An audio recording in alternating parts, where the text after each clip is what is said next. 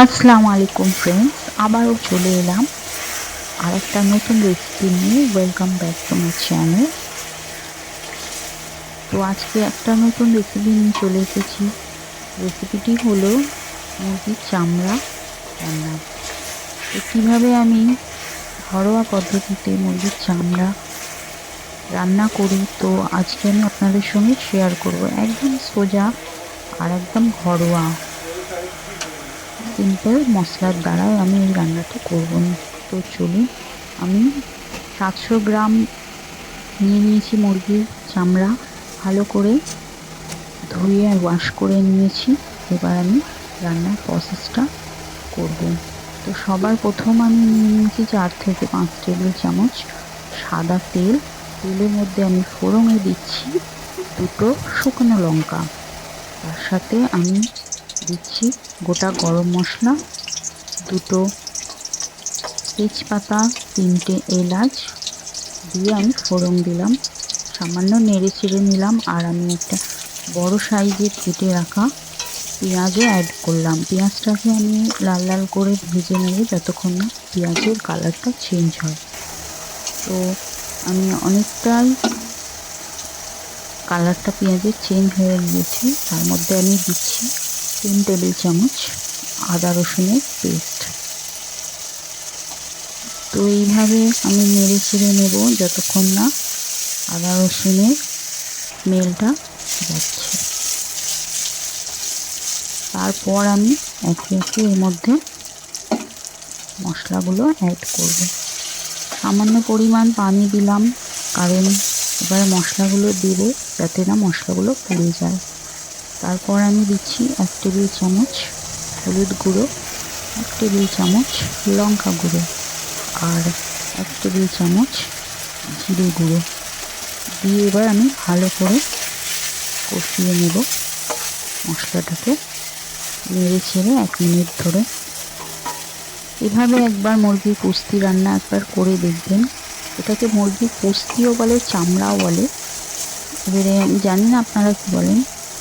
তো এর মধ্যে আমি একটা কেটে রাখা টমেটো অ্যাড করলাম। টমেটোটাকে আমি ভালো করে নেড়ে চেড়ে নিলাম মশলার সঙ্গে। এবারে টমেটোটা গলে গিয়েছে প্রায়, দেখতে পাচ্ছেন। এবার আমি মুরগির চামড়াটাকে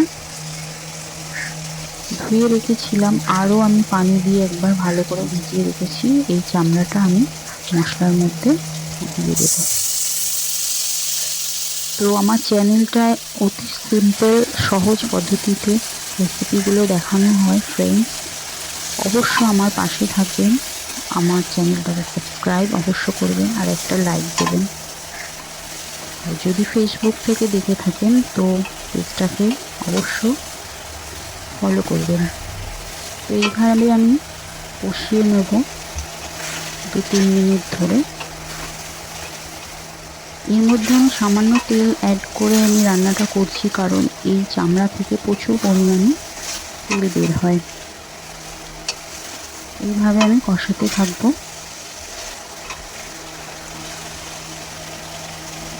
এইভাবে একবার রান্না করে দেখবেন। গরম ভাতের সঙ্গে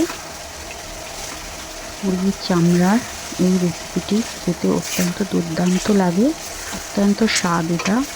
আর শুধুও 1 বাটি খেয়ে নিতে পারবেন। এটা অনেকেই আলু দিয়ে রান্না করে, তো আলু দিয়ে রান্না করলে অতটা ভালো হয় না যতটা কষা করলে হয়। সামান্য পরিমাণ নুন অ্যাড করলাম। নুনটা আপনাদের স্বাদ মতন দেবেন। তো দেখতে পাচ্ছেন আমি বারে বারে কষাচ্ছি।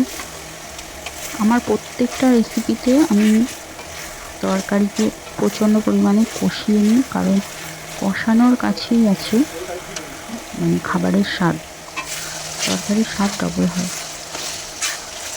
তো এবারে আমি দেখতে পাচ্ছেন আমার এই পর্যায়ে এসে গিয়েছি।